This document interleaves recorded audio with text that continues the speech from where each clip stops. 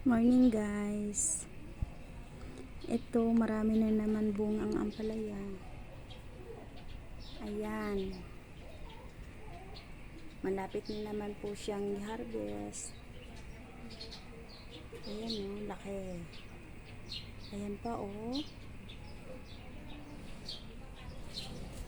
Ayan pa oh. Napakarami pong bunga nito. Ito pa. Ayan.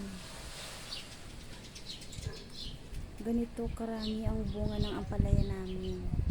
Ayan.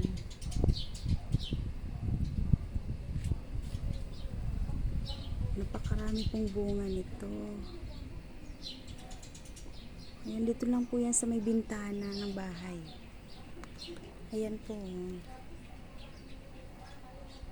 Dito lang po yan sa may bintana.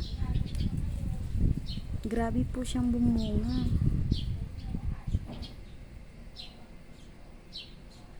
Halos araw-araw po pwedeng maggulay nito.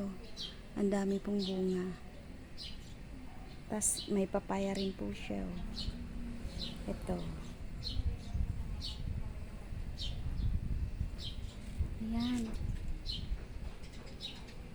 Ayan.